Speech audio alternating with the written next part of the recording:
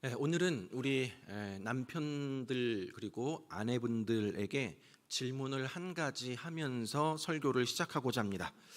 그럴 일은 없겠지만 여러분이 만약 다시 태어난다면 나는 지금의 배우자와 다시 결혼하고 싶으십니까? 괜히 소리내서 대답하신 분도 계신데 어정쩡하게 대답하다가 예배 후에 이제 나아가서 부부싸움 하지 마시고 속으로 그렇게 대답해 보시기 바랍니다. 작년에 2022년에 한 여론기관에서 결혼생활 만족도를 조사한 것이 있는데요. 그림을 한번 보시면요, 잘 보이실지 모르겠지만 색깔로 한번 그냥 보세요. 만약 다시 태어나 결혼을 하게 된다면 어떻게 하고 싶으십니까? 라는 질문에 지금 배우자와 다시 결혼하고 싶다라는 게 지금 저 주황색 표시인데요, 28%이고 다른 사람과 결혼하고 싶다가 저 초록색 부분인데 48%였습니다. 초록색이 다른 사람과 결혼하고 싶다 더 많이 있죠. 그림을 보시면 또 오른편에 보시면 숫자가 잘 안 보이겠지만 그림으로 한번 보세요. 밑에 갈수록 밑에 갈수록 나이가 많은 표시인데 나이가 많을수록 또 결혼 생활 두 번째 표는 결혼 생활 초반부와 후반부인데 결혼 생활이 오래될수록 어느 색이 더 많이 있습니까? 초록색이 많죠. 무엇입니까? 다시 결혼하고 싶지 않다. 다른 사람과 결혼하고 싶다라는 표현들이 더 많았다라는 사실입니다. 근데 여러분, 다음 그림을 보시면 결혼 만족도가 10점 만점에서 8점 이상일 때 지금의 배우자와 다시 결혼하고 싶다라는 응답이 앞서게 된 것을 볼 수 있습니다. 본인 결혼 생활에 크게 만족하는 사람들, 다시 말해서 아쉬움이 없거나 매우 작아야만 지금의 배우자를 다음에도 선택하고 싶다라는 경향을 보이고 있습니다. 여러분의 결혼 생활 만족도는 몇 점이십니까? 오늘 본문을 통해서 결혼에 대해서 하나님께서 세우신 질서에 대해서 살펴볼 텐데 오늘 본문이 가장 분명하고 확실하게 밝히는 본문입니다. 하지만 결혼에 대한 하나님의 질서는 이미 하나님께서 남자와 여자를 창조하실 때 이미 말씀해 주셨죠. 창세기 1장 26절에서 28절까지 말씀 보면 하나님이 이르시되 우리의 형상을 따라 우리의 모양대로 우리가 사람을 만들고 그들로 바다의 물고기와 하늘의 새와 가축과 온 땅과 땅에 기는 모든 것을 다스리게 하자 하시고 하나님이 자기 형상 곧 하나님의 형상대로 사람을 창조하시되 남자와 여자를 창조하시고 하나님이 그들에게 복을 주시며 하나님이 그들에게 이르시되 생육하고 번성하여 땅에 충만하라 땅을 정복하라 바다의 물고기와 하늘의 새와 땅에 움직이는 모든 생물을 다스리라 하시니라 라고 되어 있습니다. 이스라엘은 물론 우리나라를 비롯한 전 세계적으로 오랜 세월 동안 가지고 있던 그런 관념들은 여자는 남자보다 열등한 존재처럼 여겨져 왔고 여성은 쾌락이나 출산의 도구와 같은 존재로 취급을 받아왔습니다. 하지만 성경은 분명하게 하나님께서 남자와 여자를 동일하게 하나님의 형상대로 창조하셨다라는 것입니다. 하나님 남자와 여자가 동등한 존재로서 함께 하나님께서 맡겨주신 사명을 다 하기를 원하셨지만 각자에게 다른 역할을 다 주셨습니다. 남자는 권위와 책임을 가진 리더로 창조하셨고 여자는 돕는 자로 창조하셨습니다. 이것은 처음부터 세우신 창조의 질서입니다. 이처럼 본질적으로는 동등하지만 역할에서는 차이가 있는 두 남녀가 한 몸을 이루는 것을 하나님은 결혼이라고 선포하셨습니다. 그러나 죄로 말미암아 이 결혼의 창조 질서가 무너져 버렸습니다. 동일한 하나님의 형상으로 지음을 받은 남자와 여자가 서로 다른 역할을 감당하면서 하나가 되어서 하나님께서 주신 그 사명을 감당해야 하는데 이제 남자와 여자는 역할의 차이를 차별로 인식을 하거나 우열로 인식을 하여서 다투고 싸우게 된 것입니다. 가정 안에 하나님의 창조 질서가 무너져 버렸습니다. 오늘 본문인 에베소서 말씀을 통해서 남편과 아내 사이에 구체적으로 어떻게 창조의 질서를 회복해야 하는지 함께 살펴보도록 하겠습니다. 자, 먼저는 아내에게 주어진 명령입니다. 첫째로 아내들이여 남편들에게 복종하라입니다. 오늘 본문 22절 말씀 보면 아내들이여 자기 남편에게 복종하기를 죽게 하듯 하라라고 나와 있습니다. 자, 이 구절은 우리 아내들이 성경 말씀 중에서 그다지 별로 좋아하지 않는 말씀 중에 하나입니다. 이 복종이라는 단어 때문에 그렇죠. 복종이라는 말은 특수 집단인 군대에서나 사용하는 말이지, 지금 이 시대는 남녀 평등의 시대고 성차별이 없는 시대인데 왜 아내들이 남편에게 복종해야 하는가라고 생각을 합니다.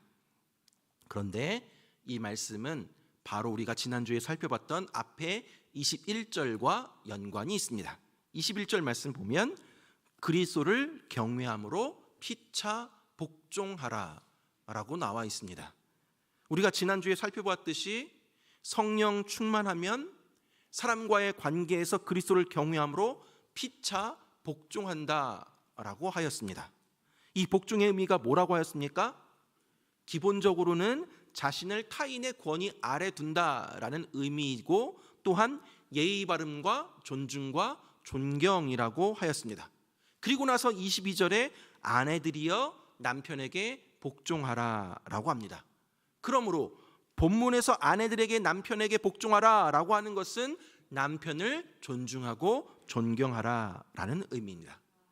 그렇다면 남편을 존경을 하는데 어느 수준까지, 어느 정도까지 해야 하겠습니까? 성경은 명확하게 가르쳐 줍니다. 남편을 존경하되 마치 그리스도께 하듯 남편을 존경하라라는 것입니다.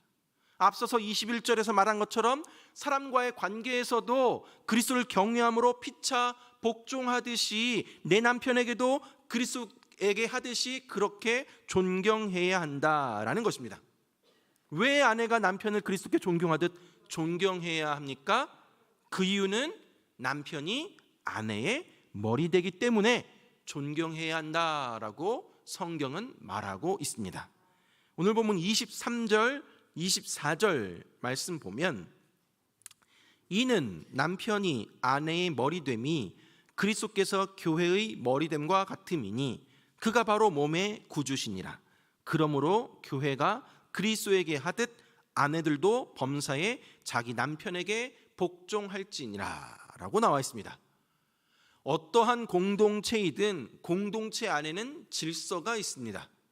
질서가 없으면 공동체가 유지되기가 힘이 듭니다.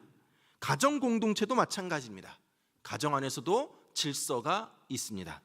그래서 하나님께서는 가정의 질서를 부여해 주셨고, 그런데 하나님이 가정에 부여 주신 그 질서는 세상이 말하는 상하 관계 위기 질서가 아니라 남편은 머리로서의 기능을 하고 아내는 몸으로서의 기능을 하는 것입니다.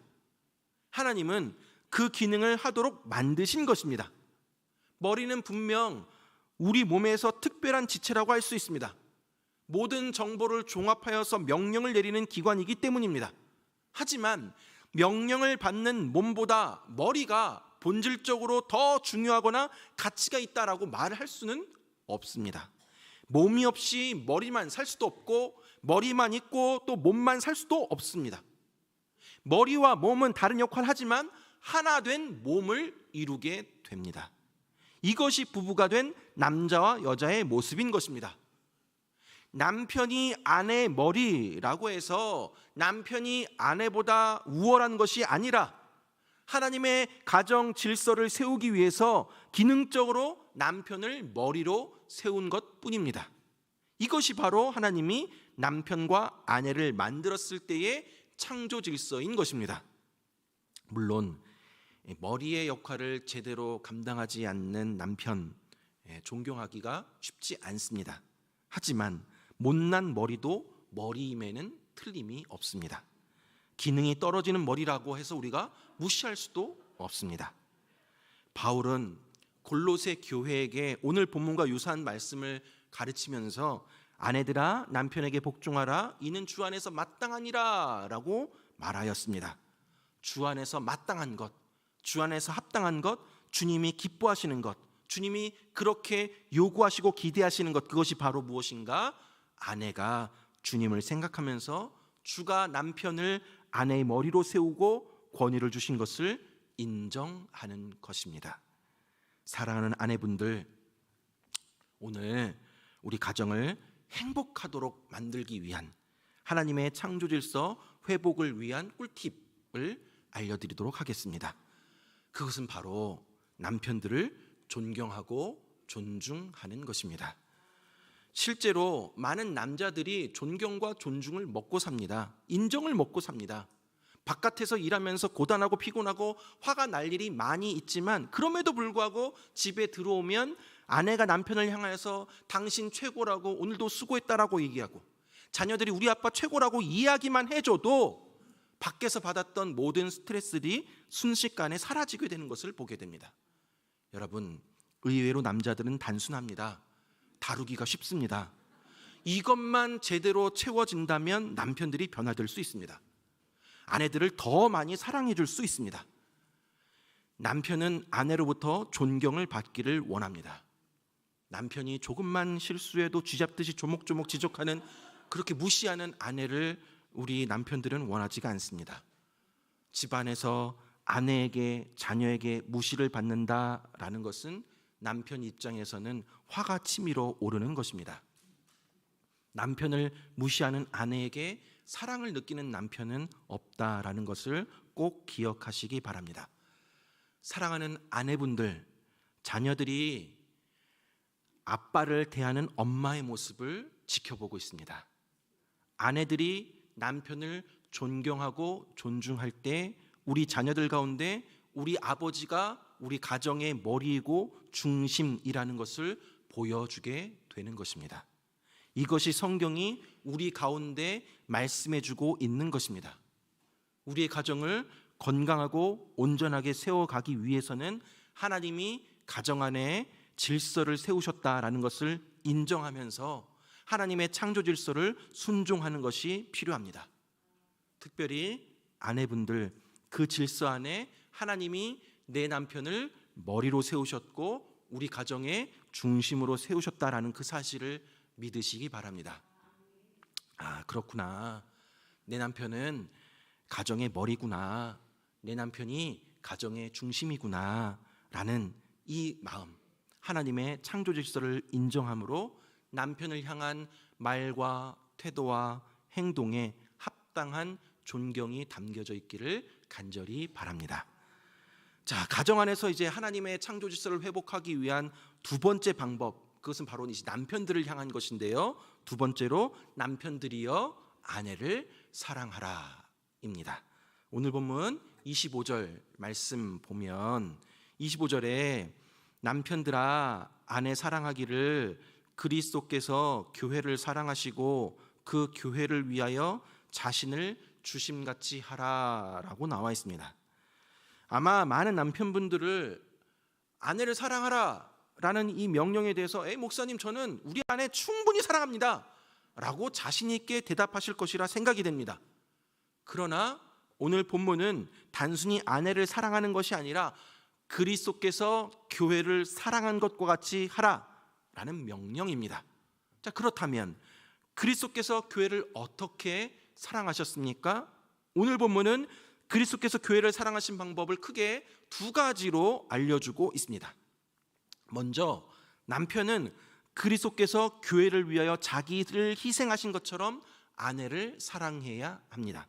다시 한번 25절 말씀 읽어보면 남편들아 아내 사랑하기를 그리스도께서 교회를 사랑하시고 그 교회를 위하여 자신을 주심같이 하라. 여러분, 우리는 허물과 죄로 죽은 본질상 진노의 자녀였습니다. 근데 예수님께서 그런 우리들의 죄를 대신 짊어지시고 십자가에 못 박혀 죽으셨습니다. 내가 잘나서, 내가 이뻐서, 내가 무언가를 많이 해서 그것이 아니라 우리 어떠함이 아니라 전적으로 우리를 사랑하셨기 때문에 친히 십자가에 달려 죽으신 것입니다. 그로 인해서 우리의 죄는 다 사해졌고 우리는 하나님의 자녀가 되었습니다. 이것이 예수님께서 하신 사랑입니다. 그리스도께서 교회에게 보여주신 사랑의 가장 큰 특징은 바로 자기 희생적인 사랑이었습니다. 남편이 아내에게 실천한 사랑은 그리스도께서 교회를 사랑하여서 그 교회를 위해서 자신을 주신 그 사랑, 그 희생적인 사랑입니다. 예수님께서 제자들 가운데 섬기는 자로 계셨던 것처럼 남편은 가정에서 섬기는 자, 희생하는 자로 있는 것이 옳은 것입니다. 그것이 머리이신 그리스도께서 몸인 교회에게 보여주신 사랑이기 때문입니다. 어떤 남편이 아내에게 여보, 당신을 위해서라면 나는 목숨까지라도 바칠 각오가 되어 있어요 라고 하였습니다. 그랬더니 아내가 뭐라고 이야기했냐면 저를 위해 죽을 각오까지 할 필요는 없어요. 저를 위해 죽을 그 각오로 평생 저녁 설거지만이라도 해주세요 라고 답을 했답니다. 이 말을 들은 남편은 한참 생각하더니 그건 좀 어렵겠는데 라고 대답을 하였답니다. 사랑하는 남편분들, 솔직히 우리 아내들은 예수님이 목숨 바쳐 우리를 사랑하신 것과 같은 그렇게 크고 위대한 원대한 사랑들 남편에게 원하지 기대하지 않습니다. 그저 지금의 나를 있는 그대로 사랑해주고 또 집안에서 설거지나 빨래나 음식물 쓰레기 같이 버려주는 거, 그것을 통해서 진정한 사랑을 느낄 수도 있다라는 사실을 잊지 마시기 바랍니다.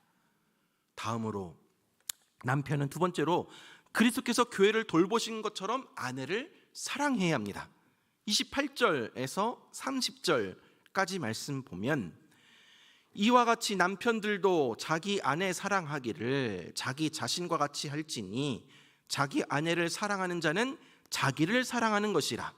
누구든지 언제나 자기 육체를 미워하지 않고 오직 양육하여 보호하기를 그리스도께서 교회에게 함과 같이 하나니 우리는 그 몸의 지체임이라 라고 되어 있습니다. 자, 예수 그리스도께서는 그의 몸인 교회를 사랑하셔서 양육하고 돌보시고 보호하십니다. 그들의 필요를 채워주십니다. 그리스도의 머리됨은 권리를 주장하고 교회에게 순종을 강요하는 방식이 아니라 끝까지 교회를 사랑으로 보살피고 그의 필요를 채우고 온전하고 아름다운 아내가 되기까지 책임지고 돌보는 방식으로 나타났습니다. 남편도 아내를 그렇게 돌보는 것으로 사랑을 해야 한다라는 것입니다. 물질적인 필요뿐만 아니라 정서적인 필요, 감정적인 필요, 영적인 필요 등에도 우리 남편들은 민감해야 합니다. 한 몸이라는 생각을 가지고 계속해서 아내에게 무엇이 필요한지 관심을 가지고 그 필요를 채우는 것이 바로 남편들이 해야 할 일입니다. 데이빗 플랫 목사님이 쓴 카운터 컬처라는 책에 이렇게 나와 있습니다. 아내를 함부로 대하면 그리스도는 백성을 학대하는 분이라고 세상에 외치는 꼴이다. 아내를 무시하면 그리스도는 거룩한 백성들과 교제하길 싫어하는 분이라고 설명하는 셈이다. 아내를 버리면 그리스도는 제 백성을 저버리는 분이라고 소개하는 것이다. 우리의 결혼 생활은 그리스도와 교회의 관계에 대해 어떤 그림을 문화 속에 제기하고 있는가? 라고 나와 있습니다. 사랑하는 남편분들, 여러분은 세상에 그리스도를 어떠한 모습으로 나타내고 있으십니까? 내 필요나 욕심을 채우는 것보다 아내를 먼저 돌보며 희생적으로 사랑하고 헌신하며 섬김으로 하나님께서 남편에게 주신 그 명령을 잘 수행해 가고 그로 인해서 세상에 참된 그리스도의 모습을 드러낼 수 있는 우리 남편들 되시길 바랍니다. 아멘이 없네요. 네. 말씀을 맺도록 하겠습니다. 사랑하는 여러분, 오늘 말씀을 통해 성경이 말하고 있는 가정의 질서에 대해 말씀을 살펴보았습니다. 여러분, 가정의 기초는 부부입니다. 그래서 오늘 성경도 부부 관계를 이야기한 다음에 바로 이제 6장에서 무엇을 이야기하게 됩니까? 부모와 자녀를 이야기하고 있습니다. 왜요? 가정의 기초가 남편과 아내 부부 관계이기 때문에 그렇습니다. 이게 가장 중요하기 때문에 이것을 가장 먼저 이야기한 다음에 부모에 대해서, 자녀에 대해서 이야기를 해 나가는 것입니다. 사랑하는 아내분들, 남편에게 복종하기를 주께 하듯 하십시오. 그 이유는 남편이 아내의 머리됨이 그리스도께서 교회의 머리됨과 같기 때문입니다. 남편을 인정하고 존중하며 남편에게 순종하는 우리 아내들 되시기를 바랍니다. 사랑하는 우리 남편분들, 아내 사랑하기를 그리스도께서 교회를 사랑하시고 그 교회를 위하여 자신을 주심같이 그렇게 사랑하시기 바랍니다. 그 이유는 그리스도께서 자기 지체인 교회를 자신을 내어주시기까지 사랑하셨기 때문입니다.